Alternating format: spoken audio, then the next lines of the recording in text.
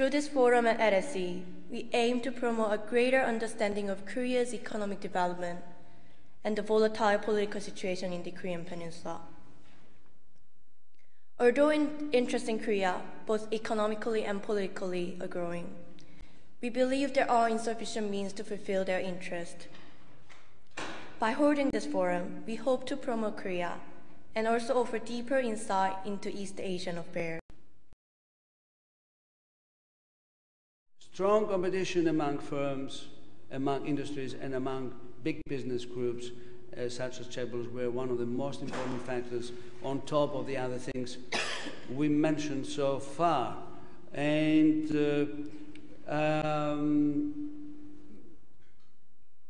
a determined dictatorial government to reconstruct and make Korea grow fast in a healthy way. That's true. The government chose and implemented the correct policies in the right time and space. Given that Korea is now a member of the OECD, given that Korea is a member of the G20, given that Korea has given us a wonderful Secretary General of the United Nations, given that Korea is a major trading partner of countries all over the world, given that Korea is in the forefront of the information revolution, my view is that Korea also has growing international responsibilities.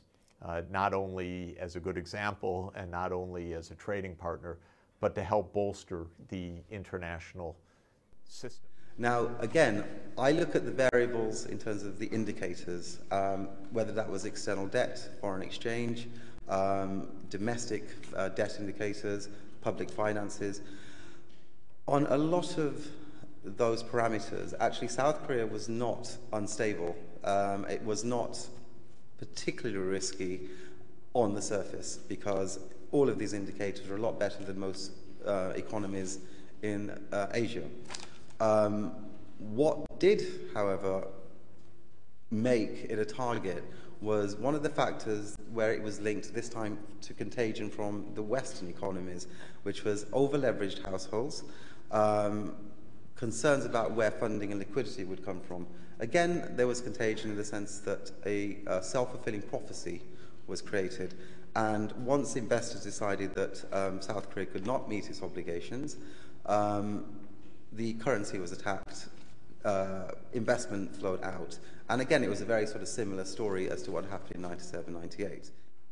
And so it seems to me that at the stage of development that Korea is at, it might be worth paying more attention to this particular form of industrial policy, whereby various Korean government agencies, not just at the national level, also at provincial level,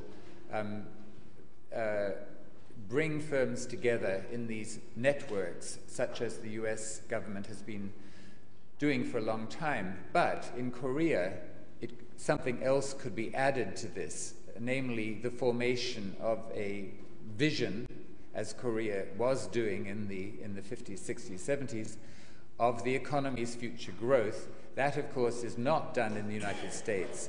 And I'm talking now, therefore, of combining a US-type industrial policy with a process for formulating a national vision which would engage the private sector, trade unions, and the government in trying to see get a sense of the economy's future development.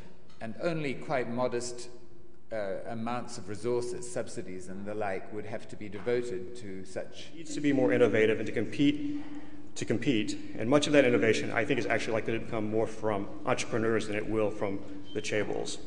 Now, to spur innovation, that means Korea is going to have to become more entrepreneurial and try to develop more of a venture capital-based culture. And this means reducing barriers to entry, like this is another interesting regulation.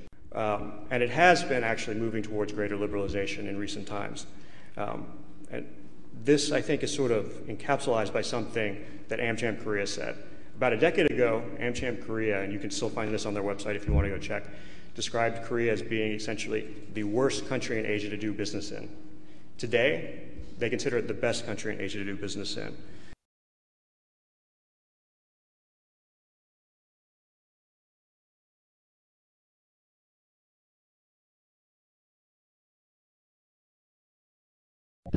Well, I want to start, maybe to this classical academic, by saying that I think actually this question is misconceived.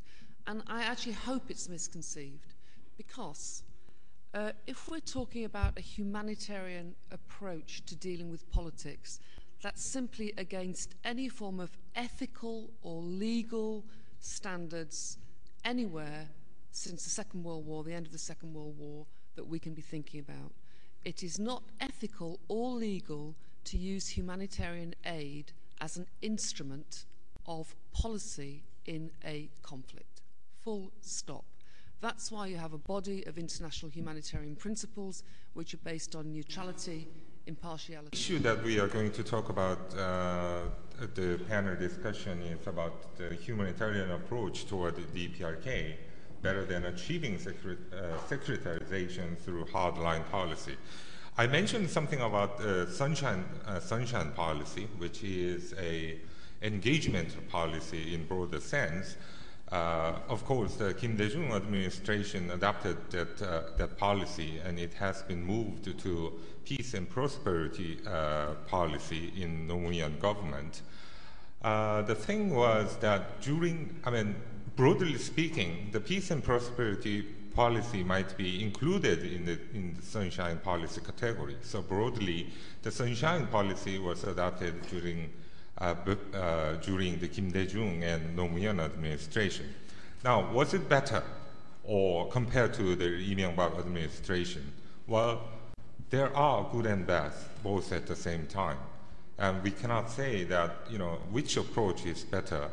But the thing that we should bear in mind is we shouldn't repeat the problem which the Kim Young-sam administration had, because when we remember Kim Young-sam's speech during his presidency, that he said nothing is better than the nation. So according to that word, quoting that word, it means that Kim Young-sam administration's North Korean policy was rather softer compared to the military regimes, previous military regimes. But what happened was that Kim Young-sam administration was somehow hindering around between the soft approach to the hard approaches.